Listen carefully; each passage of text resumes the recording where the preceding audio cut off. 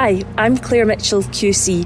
Welcome to the Witches of Scotland podcast. I'm a lawyer who specialises in miscarriage of justice cases, and we're bringing you this podcast because we want to tell you about the women who were accused, prosecuted, convicted, and ultimately executed as witches in Scotland. I'm Zoe Venditozzi, and I'm a writer who's always had an interest in the witches, and I feel that this dark mark against Scotland needs a reckoning. The campaign Witches of Scotland wants three things. Firstly, a pardon for all those convicted of witchcraft. Secondly, an apology for all those who were accused as witches. And finally, a national monument in recognition of all those who are affected by this terrible miscarriage of justice. Over the forthcoming weeks, we'll be talking to a whole host of experts about the history and the modern day connections to the Witches of Scotland. Hello and welcome to the Witches of Scotland podcast. How are you today, Claire? Oh, you've thrown me a curveball with that early question. I am grand today. How's yourself, Zoe? I'm fine. I was just trying to mix it up a bit. You know, I'm just really aware of the fact that we are now on episode 64 of 6. Will you still need me? Will you still feed me? Now we're 64. I feed myself quite a lot already anyway. Probably don't. Yeah, we live quite far away from each other. Don't rely on me to feed you. Just starve to death. I barely manage with the humans I'm actually responsible for in my own house. So you're probably better just eat. I'm sure I could probably live off my own fat supplies for quite a wee while. Now, that's quite enough of that sort of talk. So episode 64, we've got a very interesting guest in a slightly different kind of direction today that I think a lot of our educators will be really interested in. We know we have lots of teachers that listen, so you're going to like this episode from that point of view. And as ever, you know, obviously witch focused, but I think that's going to be a good guest. But before we get on to our guest for today, Claire, what's been happening in the news? News. Isn't that more like a film's about to start? Yeah, I think that's the cinema, but it was the first thing that came into my head when you said it. We need to work on that. Let's go with the news. So throughout the country, we've had so many different groups doing witch hunt related memorialisations, weekends, talks, events and stuff like that, most recently with Forfar and Peebles. But West Calder, who are an amazing group of people, are continuing to do more work in that area. We should first of all give a shout out to their website, which is www.calderwitchhunt.co.uk. They're doing some absolutely amazing work and it can be seen on that website. They've got exhibitions coming up at venues across West Lothian, and also Mary Craig, friend of the podcast, is doing another talk for them. So what they've done is they've got 3 places where they're taking part of their event. And it says on their website, find out about the background to the Calder witch hunt and the stories of the local women accused of this impossible crime. A replica sackcloth and period dress help visualise this harrowing story. Now, where you can go and see that event is from the 1st of November to the 30th of November at the East Calder Partnership Centre, from the 4th of November to the 28th of February next year at the Linlithgow Museum, and the 3rd of March to the 29th of April next year at the Wee Museum of Memory at the Centre in Livingston. So great places where you can go and look at that. So thanks very much, West Calder, and keep us updated if you've got anything else going on, because it's always great to share these things.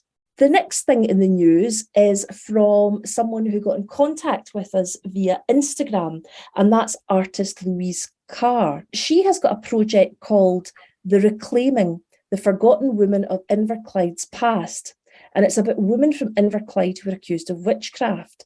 She's painted 6 portraits using the names of real women who were accused from Greenock, and 6 landscape of locations around Inverclyde associated with the women. So please do give that a look. The event for Louise Carr is a showcase at the Dutch Gable House. So if you're along throughout that area in Inverclyde, do go and see her work. In addition to the 12 artworks produced by her, the showcase also features the work of pupils from St Patrick's Primary School and a group of local women who took part in weekly art sessions held over the last few months. What Louise has said about the work that she's done, and particularly about with working with the children, is that the children showed an interest in the subject and really wanted to know about the history behind the women. And Louise says that she thought that it's definitely something that they should teach in schools. So I think that's absolutely fantastic. And if you have the opportunity, please do go over to Inverclyde and see that work. That's good. It's great to see these different things happening across Scotland, and the interest from the general public is not waning at all. In fact, if anything, it's growing. I gave 2 talks in the last week or so, one to the Women's Institute, which in fact was UK wide, and the other talk was to a group of people that were involved with Aberdeen College. And that was like educators and librarians and people that were students and like student services and things like that. And it was really great to see the level of interest. And what I'm really enjoying is being able to recommend other people's books. You know, there are so many fantastic books now, both fiction and non-fiction, like Mary Kidd, you know, like Anya Bergman, like Mary Craig, like, you know, Susan Fletcher. Like, there's just lots of really great names, and that's just right off the top of my head. So it's really great. We've actually got a couple of brilliant writers that are coming on in the coming episodes. So at the moment, I'm reading tons of witch fiction.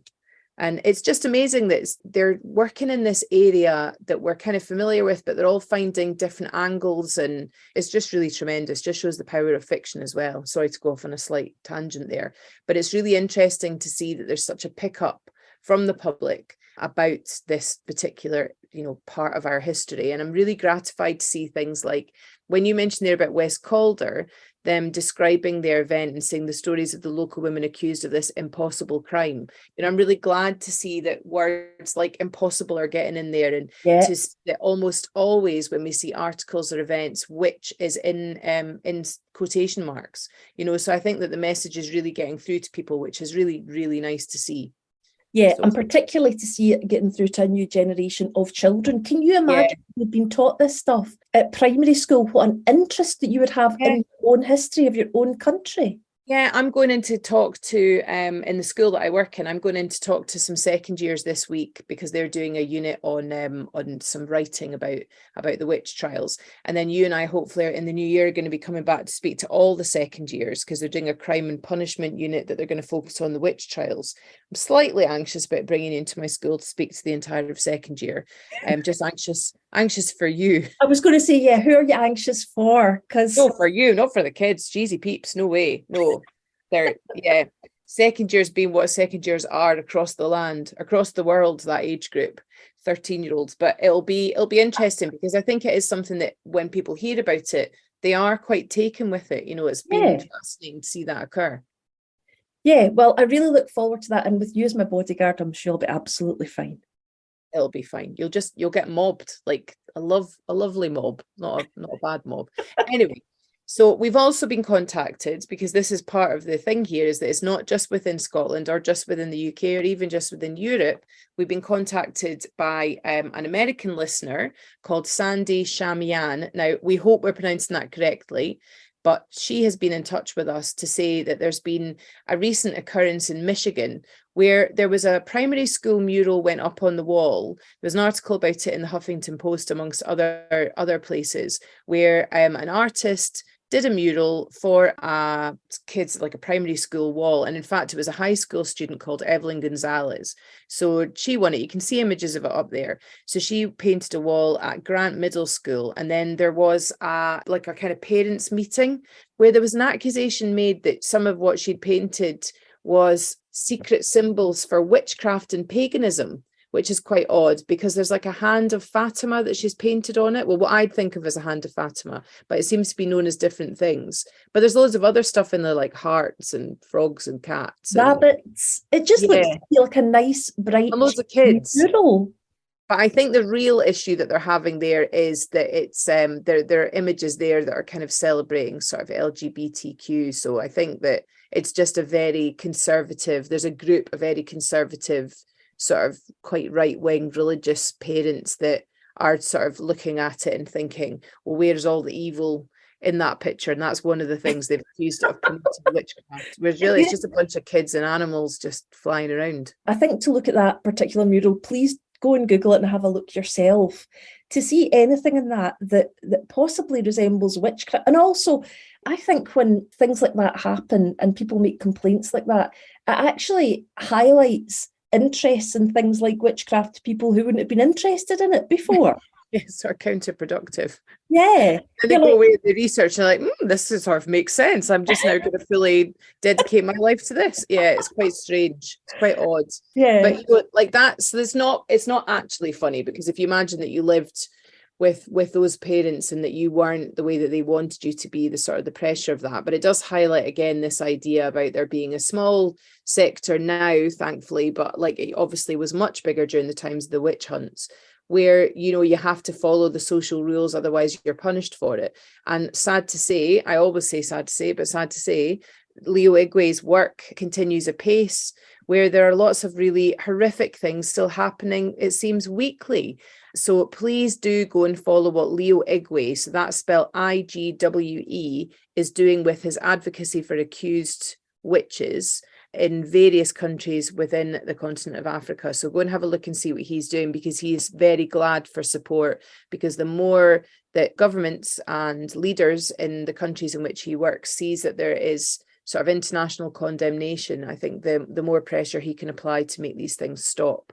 So pretty grim. Anyway, moving on from that, Charlotte Richmond got in touch with Claire to say that she spoke to you at the Glasgow Caledonian University lecture for the common good this year, and she has sent us forward her dissertation, which is about the Witches of Scotland, about the miscarriage of justice, and where she's written about the case for legal pardon. So I think that sounds like it's going to be very fascinating to see it kind of laid out in a thought through legal argument there. So I'm looking forward to reading that.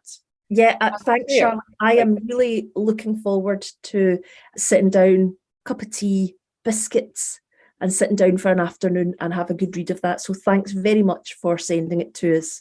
And Claire, of course, as of next Thursday, I could also sit down with a cup of tea and some biscuits and read through it in a legal manner, because by that point, you and I will be honorary doctors of law from the University of Dundee, who are quite amazingly and astonishingly and wonderfully giving the two of us these honorary doctorates next Thursday. So we will be able to keep promoting what we're doing with the Witches of Scotland campaign and keep reaching new people. But it's just really, really amazing and wonderful to be recognised for the work that we're doing in that area. So I cannot tell you, first of all, congrats on that segue. It really was. You like that? It was polished. Smooth.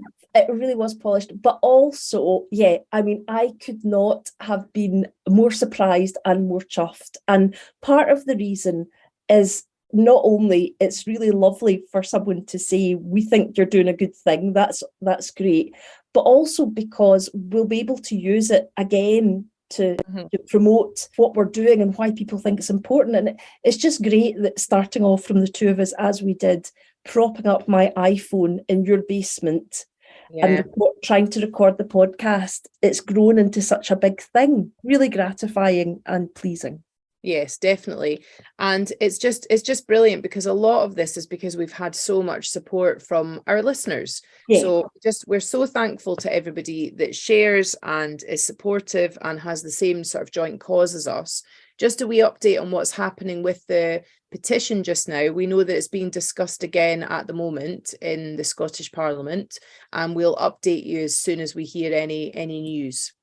Yeah. The Public Petitions Committee meets again at the end of the month, and we're already so far along the path in respect of the outcomes we wanted. A formal apology we've got, a pardon is fingers crossed on the cards, and we're in discussion about the memorial. So it might not be that much more that the Public Petitions Committee can do, seeing the progress has already been made.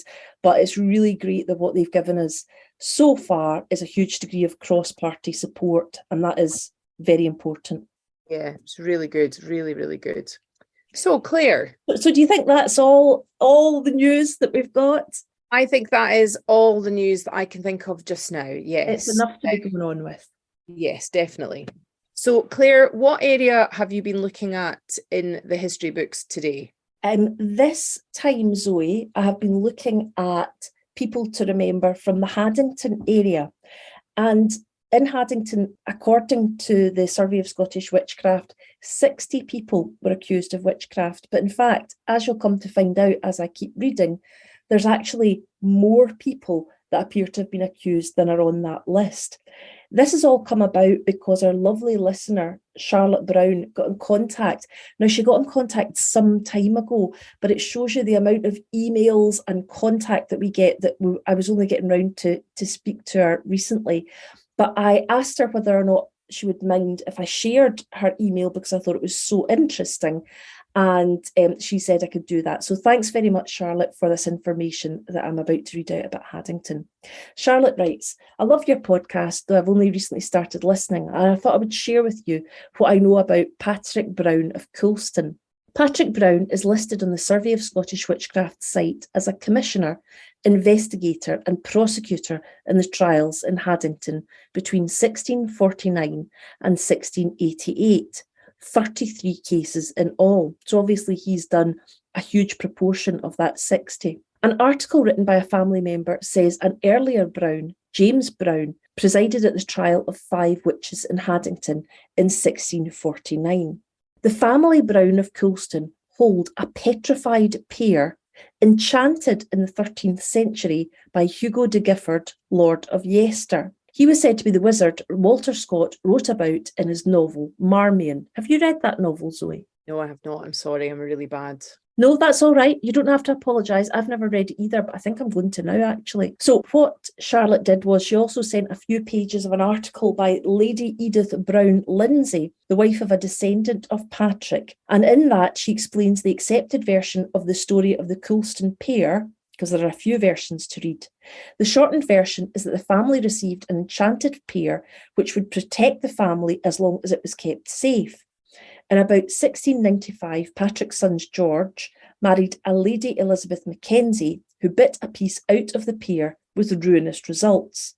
George gambled heavily, almost losing the estate. His brother Robert bought the property from him to save it, but was drowned in 1703 with his only 2 sons. Coulston is passed down largely through the female line and still remains in the hands of the descendants of Patrick. The pear is in a preserved silver box at Coulston, and she says that she has never seen it, but she knows of family members who have.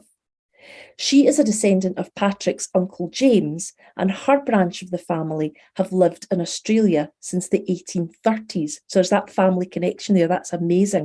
Wow. What she says is, what I find remarkable is that both James and Patrick were involved of accusing women of witchcraft while owning a pear said to be enchanted by a wizard. Patrick was created Sir Patrick Brown of Coulston, a baronet of Nova Scotia, in February 1686. By that stage, his title was not associated with any holdings in Nova Scotia and was purchased. He married his second wife, the widow of Robert Kerr, Minister of Haddington, an investigator on many of the same witch trials as he, Robert Kerr, was involved in. So what she also did, what Charlotte also did was send us a copy of that book, Coulston, A Story of a Scots Barony. And in that, it gives us the names of some of the people that were involved in a trial with James Brown. Now, what's particularly interesting about that, Zoe, is I took these names and I compared them to names on the Survey of Scottish Witchcraft for Haddington, and not all of them appear, even, of course, taking into account the name changes or the different spellings. It appears that there are names that I'm going to read out that don't appear in the Survey of Scottish Witchcraft. And I think that shows what the Survey of Scottish Witchcraft, in fairness, says at the very start of the book, which is, we can't be sure this is thorough because both time and money stops us from checking everything.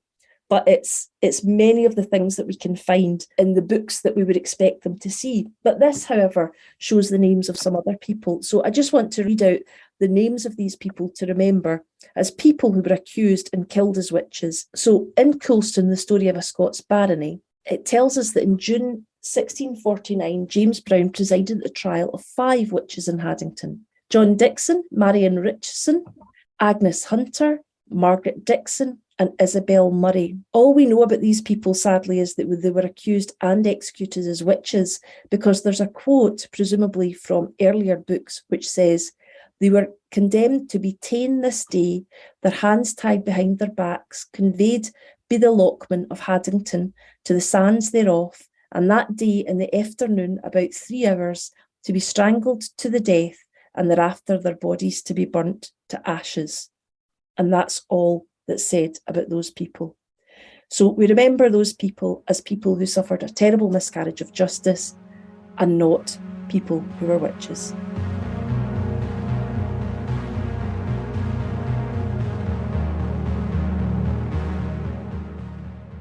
Our guest today is Martha McGill, who's a British Academy postdoctoral fellow at the University of Warwick, where she works on early modern supernatural beliefs.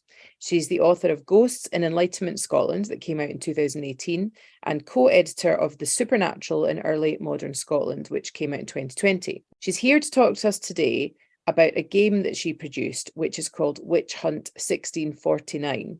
It's actually a pair of card games, and she did this in collaboration with a group of students. Now, we'll put the link for the game there because you can either buy it or you can download it as well. And it was really lovely talking to Martha, so hope you enjoy this.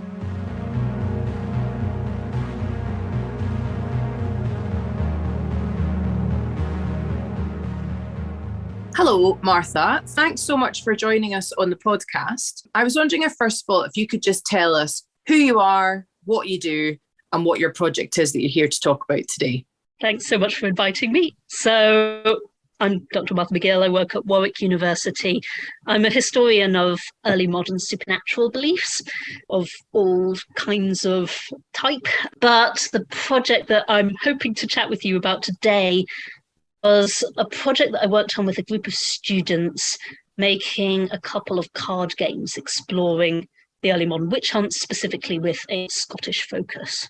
That's amazing. What was it about that period or that era that led you to decide to make it is it a board game or is it cards? What sort of game is it? Cards specifically, yes. First of all, we had a lot of discussion about the question of, is it in really bad taste to try and approach this topic through the medium of a game? That was something we found quite difficult to work through. And I accept as well that it's something different people are going to have different opinions on. And some people will simply feel that we should not have attempted to do this. My own sense is that in general, humans are capable of approaching things on different levels. You know, we can play a game, enjoy it, have fun with it, and at the same time recognise that it's dealing with serious subject matter and go away and reflect on that in a different kind of light. And I also tend to feel that we learn more and we are more inclined to remember the things that we learn if we learn them in sort of different ways that get us, thinking as other people might, things that force us to try and step into other people's shoes. So we thought the game was an interesting medium to try and get people to think about this subject material in a different way, a way that might sort of resonate, stay with people, encourage a different kind of empathy, perhaps, for the victims of the witch hunts. But yes, in terms of the starting question about why we look to this period specifically, I think this is something interesting that I struggle to entirely explain.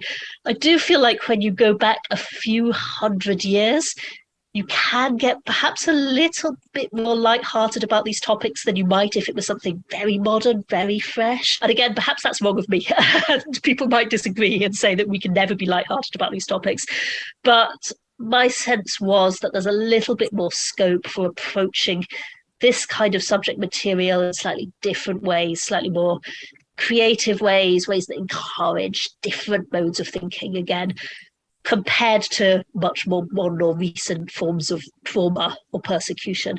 Yeah, I can understand that from the point of view of if, like in the last 100 or so years, that feels like it's very much closer to us because we might have grandparents or great-grandparents that were alive within that time frame. And obviously, going back to the witch trials, there's no way that, you'd have any living connection with it. So I can sort of understand that. And presumably the game, when you play it, isn't, sort of piss taking. It's it's still done with a level of seriousness and with historical accuracy, I'm guessing. Oh yes, that was very much the name of the project. There's a lot of games out there about witchcraft, witch hunting, and they're typically pretty sensationalized. They're using the subject material to be exciting and sexy and all the rest. They often feature sort of real witches. You have to discover the genuine evil in your community or whatever it might be. They're typically not done with much regard for the actual historical facts. So we wanted to make something quite different, something that does really engage with actual historical records. And again, something that tries to be educational, tries to be informative, tries to get people to learn new things about the period, again, through a slightly different medium than reading a textbook. So yeah, it was partly an attempt to get away from how the witch hunts have been portrayed in games previously. We're going to have a whole new batch of that, I'm afraid, Martha, because I understand that one of the huge big video game, I can't remember exactly who it is, but it's one of the really, really big named firms that do computer games are about to do a witch hunt in Europe as a kind of, Zoe's face for the purposes of people watching is looking quite worried about that. And you should do. It's about hunting and killing witches. I've got a 14-year-old son who games, and I mean, he's not horrific, but he does sometimes play things like Grand Theft Auto, and I'm still really trying to accommodate the fact that that's played in my house. I just really hate some aspects of it. So I can't imagine that. I mean, I might be wrong. Maybe the witch hunting game will be done. I'm not really sure how you could do that sensitively, though. I don't think it's going to be, not from what the kind of sensationalized blurb that I read before, but it's not come out yet. So no doubt we'll talk about that in the future. But I think, Martha, because you've actually been thinking to yourself, should we do this? How should we do this in a sensitive way? If you're already asking yourself those questions, then I imagine your board game is going to reflect the fact that you have a sensitive understanding that these were real things that happened to real people. I mean, again, I think people are going to have different opinions on this. Some people will never agree with the project, which I think is fair. I think there's an argument to be made. That said, again, I would tend to feel that, as I say, humans are capable of thinking about things in different ways, approaching things on different registers. And we were careful. The game includes lots of sort of narrative cards that explain what's going on, try to explain a bit of the historical context, try to explain how many people were typically persecuted for witchcraft in Scotland, how many were executed, things like that, so far as we do know, which is not all that far. So it was also a sort of medium for trying to communicate some of these serious messages, again, hopefully to an audience who are not necessarily going to learn about this stuff from textbooks. You know, this is something that you can use in family settings or in school settings where, again, people are just not necessarily going to go and read all of the big history books. So it's something that can be played sort of with school kids, sort of right up kind of thing. I mean, our recommendation is for ages 14 and over. Given the nature of the subject material, there are some adult themes. You know, there is mention of sex, of course, violence comes up. You know, we, as I mentioned, we do have cards that explain the kind of devastation of the witch hunts. Also, some of the accusations that were directed at supposed witches around meetings and copulation and so forth with Satan, or potential cannibalism, things like that. So yeah, there are mature themes in it. And again, we actually did want to include those because we didn't want to shy away from the truth of the source material. You know, we wanted again to try and give a sort of honest exploration of what was going on in the period. And I think it's actually one of the interesting things to try and make sense of and to try and get your head around.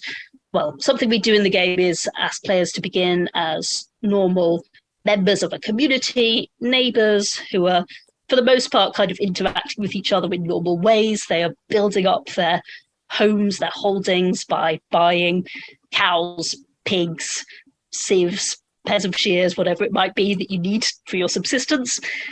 And then these rumours are beginning. The mistrust is starting to increase. Tensions are developing and so forth. That can turn into witch trials. But there's this kind of dissonance when it comes to witch hunting that for the most part, accusations did begin in communities. You know, accusations were initially, typically, brought by neighbours against people with whom they'd quarrelled, typically people who had a sort of reputation for being argumentative. And there were usually accusations where we can see the roots in neighbourhood disputes. So they'd be accusations about harming someone who had fallen ill or hurting a cow, stealing its milk, things like that, where we can make sense of the origins. And then at the same time, you get all of this sort of weird, fantastical stuff brought in, typically by the interrogators, fantastical from a modern viewpoint, about these nighttime meetings with Satan and the cannibalism and all of that. And it's one of the sort of interesting aspects, I think, of the whole topic, how you kind of make sense of that jarring material. On the one hand, this is all coming out of sort of normal human relations, and then on the other hand, it gets so weird. So we didn't want to include weird stuff, essentially. Although, as I say, that does make it slightly more mature. We've not had much discussion that I can remember about cannibalism up to this point. Can you shed a bit of light on what you mean by that? I mean, obviously, I know what cannibalism is. I mean, sorry. Well, a typical accusation, and I say typical, many trials only included the kind of neighbours' accusations of maleficium, harmful magic against other neighbours, typically making people fall sick or whatever, the kind of less fantastical stuff.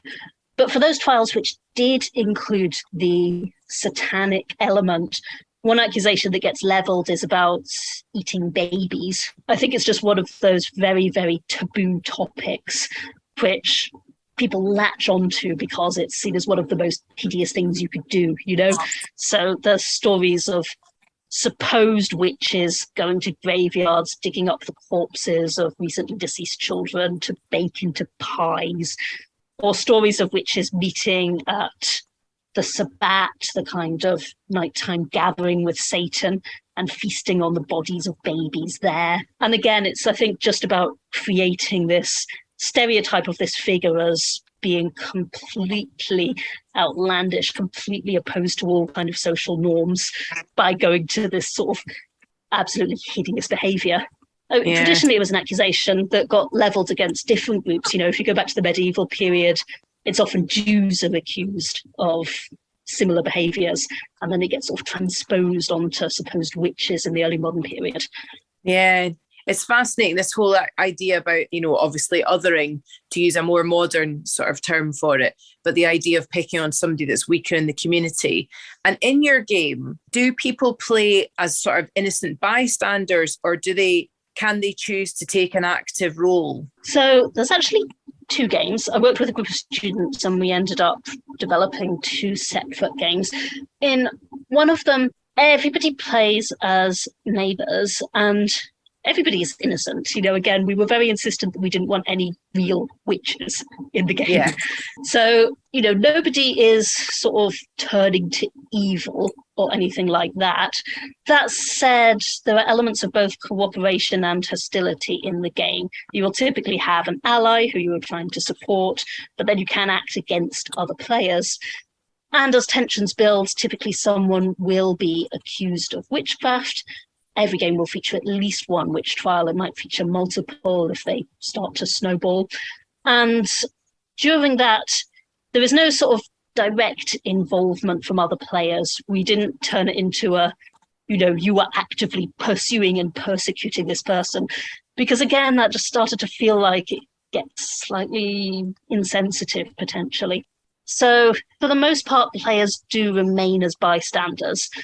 But just because of the sort of demands of also coming up with a workable game, there are ways to act against other players. And in fact, sometimes you are required to.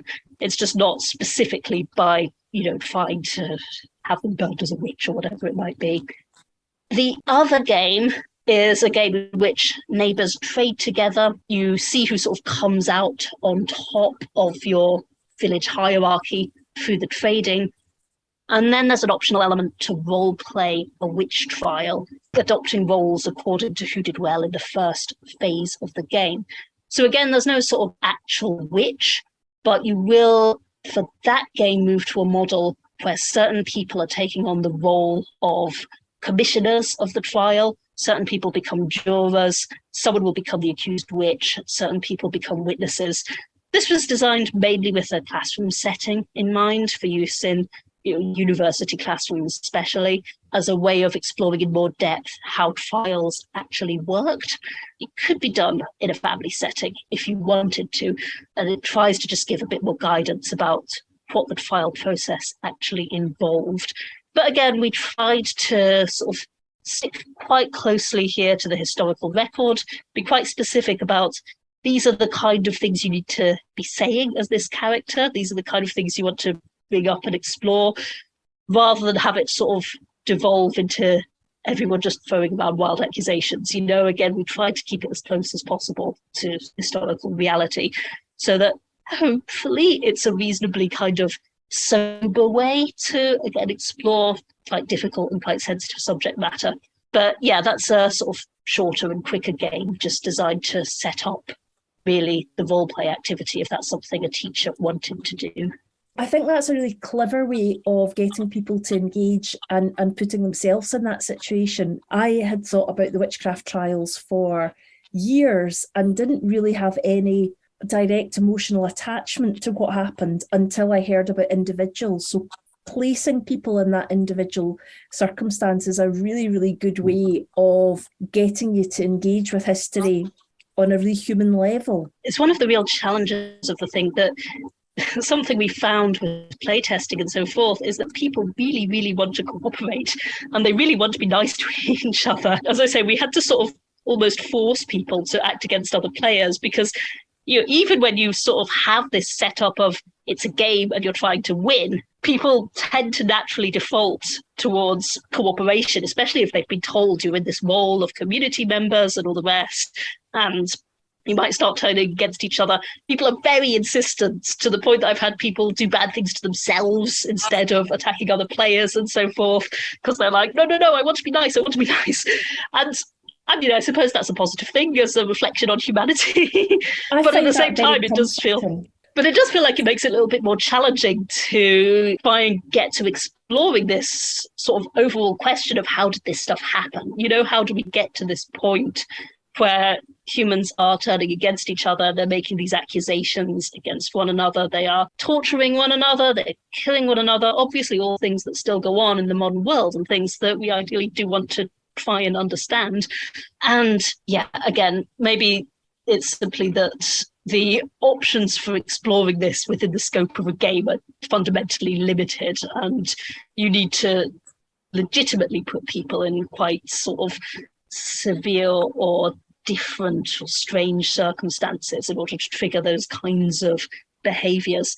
But yes, it was an interesting sort of question of how far do we want to try and force people to be cruel as a point of historical understanding, versus at what point does that again become sort of just nasty or exploitative or leave people with a bad taste in their mouths afterwards.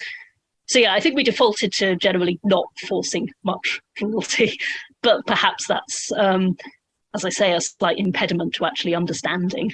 And did your students enjoy and learn from then in the ways that you hoped they had by making the game and playing the game? I hope so. I've used it myself in teaching as well. So I've run sessions and seminars and things where all of my students have played, and it's worked well. I've had good feedback from it, and it does usually trigger sort of useful conversations. I mean, I'll tend to begin by saying to students, okay, what did you find sort of historically useful here and what doesn't work? We have a website where we discuss that. We discuss which elements of the game were inspired directly by historical records or whatever it might be, which elements are bits where we used a little bit more license because of the need to, actually have a workable game again. So, I mean, just silly things like you buy different kinds of asset, as I mentioned, to build up your home. So we have lots of different things like sheep and ducks and Bibles and wooden spoons and things like that we had to attach prices to and that sort of thing. And we did a huge amount of research trying to figure out how to do this properly, because there's very, very, very little in the way of Scottish inventories of household possessions. In terms of the stuff people had, it was very, very little. So just coming up with enough things that people might have owned was a real challenge. And then B, you don't typically get helpful breakdowns of this cost X, this cost Y. Occasionally you do, but there were not many of them. There's many, many more for England, but it was a bit, it wasn't necessarily the same in Scotland. So, we did what we could in terms of researching that, but then some of it we just didn't know. And some of it, again, we had to sort of simplify for gameplay reasons. Like you could get a plough or you could get a buyer for the same value, which is not especially realistic. So yeah, there's various points like that, which were very, very, very, very long conversations. Obviously got boiled down into a sort of game format, but we do discuss a bit on the website why particular decisions were made. And yeah, again, I hope that after playing, there's the potential to have a conversation about, okay, what's useful here, what's not, what do we learn, what elements are not covered or were not covered well. It's so fascinating. And have the public then, out with the university setting, have people responded well to it and are they keen to play it? Had a decent number of sales so far. I haven't had any direct feedback, so that's probably a good sign. Besides, we did lots of rounds of play testing and so forth. Family, friends, other historians, members of the public, people who had experience playing games, people who didn't have experience playing games. And so we worked with all of the feedback we got from that to improve it and so forth. It's been on sale since the end of June now. And as I say, it's done decently well. But yes, in terms of what people are actually taking away from it, I'm not immediately sure, I'm afraid. We are donating all of the proceeds, though. It's either available freely. You can just download all of the cards and print out yourself if you can face doing a lot of cutting out of cards. Or if people would like to buy one of the professionally printed versions, we're donating all of the proceeds to CRASAC. For us at Warwick University, that's a local charity, the Coventry Rape and Sexual Abuse Centre, and it works with victims of sexual violence, essentially supporting those who have been impacted by it. So, we wanted that to be part of the project as well. We wanted it to have some kind of positive impact for people suffering from violence nowadays too. Oh, that's brilliant, Martha. Yeah. That's really, really excellent. I understand that the place setting is in Haddington. That's where the witch hunt is set in. Now, did you follow actual accusations from Haddington, or were they more general, or there were specific people who were accused in Haddington that you followed their story? We did look at some of them as part of the process of putting together the game. We decided within the game not to include real people, just because, again, I was slightly dubious about the sensitivity of that. I sort of liked having one step of remove from actual individual stories. I didn't want to ask people to play actual people who had been tortured and executed. Again, it just all gets a bit uncomfortable. So we kept it, again, a step of remove from that by having all the characters fictionalized, but within this setting where these things were genuinely going on. So yes, we looked at stories. The cards include various quotations drawn from actual historical trials, not necessarily only from Haddington or only from the 1649 files. We drew on a range of material from across Scotland. But yes, we tried to, have it in a place and in a period that sort of fitted what we know of from the historical records, a place when there was relatively severe witch hunting, in a year when there was relatively severe witch hunting. We wanted a specific year as well. It's set in 1649, so that we could sort of bring up a little bit more of the specific kind of context. For example, fresh outbreaks of the plague that had been going on through the 1640s. 1649 is also a period of great political turmoil. We wanted to have the option of exploring things like that by having a specific year. Having a specific place was sort of important for things like what people would have owned would have varied depending on where you were living across Scotland. What kind of plough you would have used, things like that would also have depended on where you were. The exact sort of process your trial might have taken as well. So to answer these kind of questions, we needed a setting. So yeah, the year is there, the place is there. We did look at genuine files, but for the actual gameplay, we didn't want to ask people to be real people. That side of things, the characters are fictionalized. And I really, really appreciate the level of focus you've got for things being realistic and factually accurate. One thing that we like talking about here on the podcast is sort of myths that people carry in the general culture about the witch trials and witch hunts and so on. Is there anything, if there was one thing in particular or a few things in particular that you would like people to stop getting wrong, what would they be? One thing we thought about was the gender balance of the various characters in the game who can potentially be accused of witchcraft. It's a conversation I have a lot when I talk about witchcraft with members of the public, this question of to what extent is it all misogyny? And, the answer is to some extent. Misogyny was an important element of the witch hunts, absolutely. That said, it's not the entire story. Probably about 15% of those who were accused in Scotland were male. So we went for a similar kind of balance in terms of characters. There's a couple of male characters and 5 female characters. So there's a higher percentage chance of a female becoming accused, but there are also males who can potentially be accused too. So yeah, we wanted to communicate that not that misogyny is not an important part of the story, but that it's not the full story of what's going on when it comes to witch hunting. Equally, the question about what people thought witches did, we tried to draw this distinction between accusations that were typically brought in by neighbours. So again, the kind of accusations of maleficium or harmful magic, damage to people, damage to cows, versus the stuff that was typically brought in by your elite, educated interrogators, which is more usually the satanic stuff. And I think this can help our understanding of the witch hunts if we know that for the most part, people are not saying to each other, oh, Susan next door has been meeting with the devil and having sex with him in this copse at night, something like that. Instead, people are saying, oh, my chickens died after Susan went away muttering that thing the other day. I think that's a bit easier to get our heads around. Right. So we wanted to try and communicate that idea that there are accusations coming out of the community which made sense for that community. It explained the bad things that were going on immediately around them. And it was then at a slightly different level that the stuff we would think of as really weird gets introduced. Zoe's always very interested. Zoe's always saying, isn't it interesting how in these sort of very puritanical, as they were at the time, restrained periods in time when people wouldn't talk about sex, they wouldn't talk about having sex for sure, that these interrogators were so interested in getting the fine detail of sexual matters from these poor people that were being kept awake and were terrified. I like how you've said that Zoe's always talking about that. That makes me sound like a total perv. You're always talking about how they are hugely interested in this. And it just always makes me think of the Vic Reeves thing in Shooting Stars when he rubbed his hands above his knees on his thighs.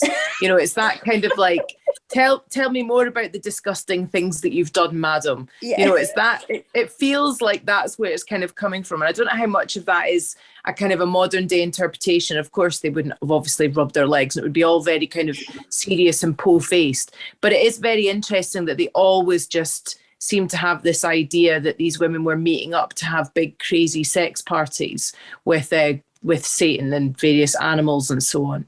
I think it speaks more to their mental landscape than anything else. Well, it's the period 1649 again when we set the game, when the church is really concerned with these questions of morality within the community. And as I've said, it's a period of turmoil. You've had significant outbreaks of plague. There's been a spell of very, very bad weather, which means harvest failure in parts of the country, famine in parts of the country. Politics is going a bit mad. The king has been executed at the beginning of the year. Everything's all looking a bit chaotic there. So the sort of natural conclusion from the perspective of the church and the Kirk party, which comes to control Scotland for a period in 1649, is that God's angry. God's punishing people for their sins. And so they start clamping down on all kinds of misdemeanors. It includes, drunkenness, blasphemy, swearing, but also fornication. Yeah. The church does take this keen interest in the sort of naughty things people are doing because that's seen as something that really gets God riled up. And the interest in witch hunting kind of falls within that context, It's an interest in the sorts of sins that people are engaging in that's allowing the devil to have more influence over the community. So, yeah, I'm not saying that there is not a sort of voyeuristic element to the witch trials. Absolutely there is. but it's also best, I think, to make sense of it within this sense of society, and especially for the church, a body of humans who are very genuinely concerned about sin, Satan, and how God is, punishing the people of Scotland, and who are trying to address that in what they see as a reasonable way, even if from modern standards it's barbaric. So yeah, something we have in the game is these sort of fate cards, which give you scenarios to deal with, which try to introduce some of the kinds of elements that were going on at the time, basically. So periods of bad weather, outbreaks of the plague, and also deal with the church's interest in fornication and what people are getting up to there. Because, yeah, it was an important aspect of the story. We are for sure going to buy your game. If you can tell us, the listeners, where we can buy it and how much it costs, and so delighted that the profit from anything is going to a very worthy cause. So where can we buy it? So it's marthamcgill.co.uk/witchhunt1649. Yeah, we'll link as well when we release the episode. And how much does it cost if people don't want to just download it and want to buy it? So it's £15 plus postage and packaging. That sounds like which, as I say, is entirely donated. That sounds like an absolute bargain, given all the work that you've done. Thank you so much for coming to speak to us, and we really look forward to giving your game a go. Thanks so much. And yeah, just a sort of word of thanks to the University of Warwick for its funding of the project, which has enabled us to sell it at a reasonably cheap price and donate all of the proceeds as well. Brilliant. Thanks so much, Martha. Looking forward to playing it.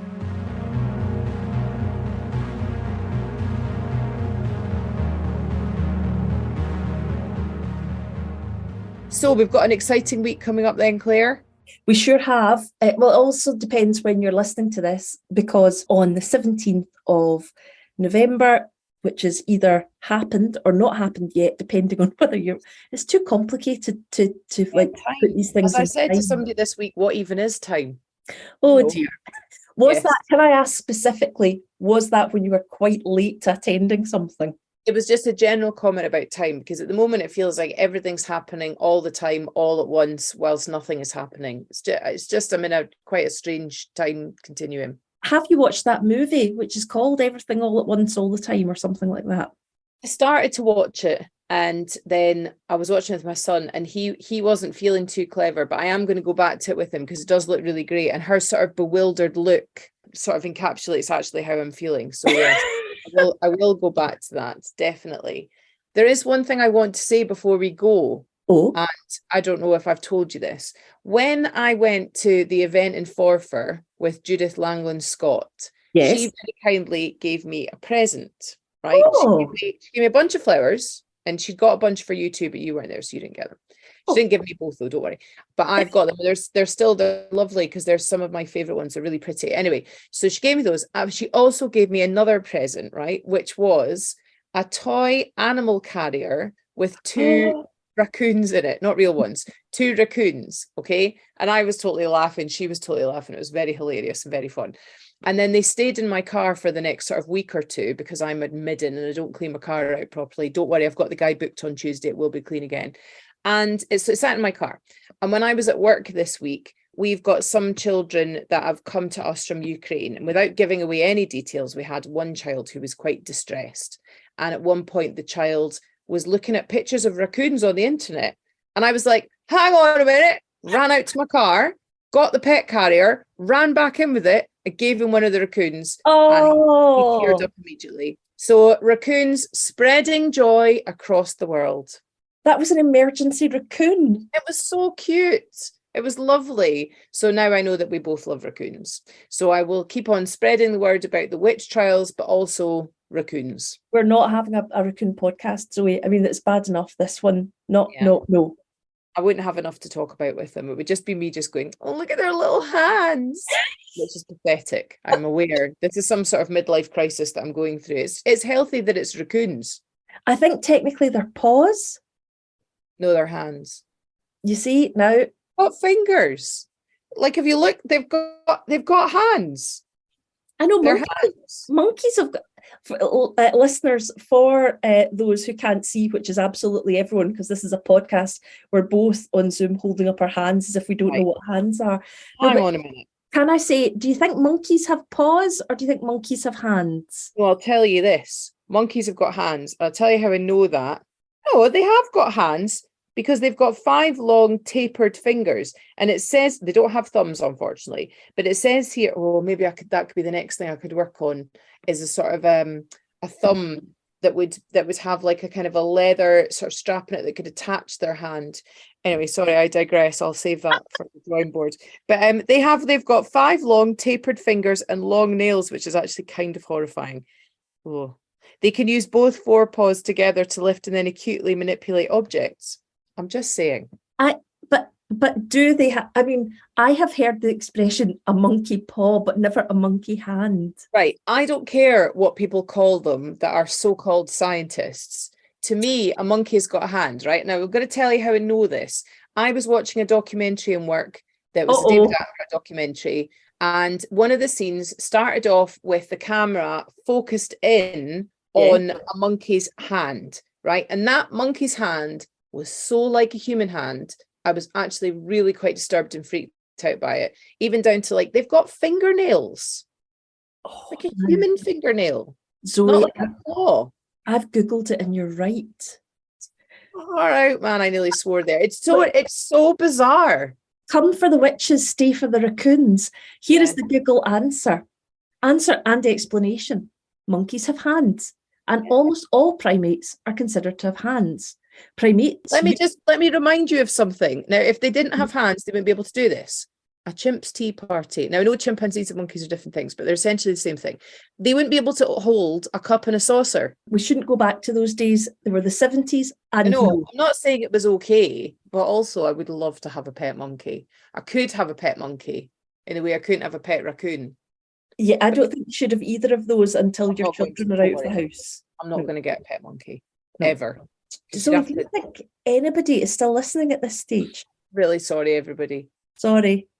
Okay, we should probably go now. We should probably go before anyone listens to this and decides to stop listening. Yeah, I know. I'm sorry. We'll be better next time. Bye. Bye.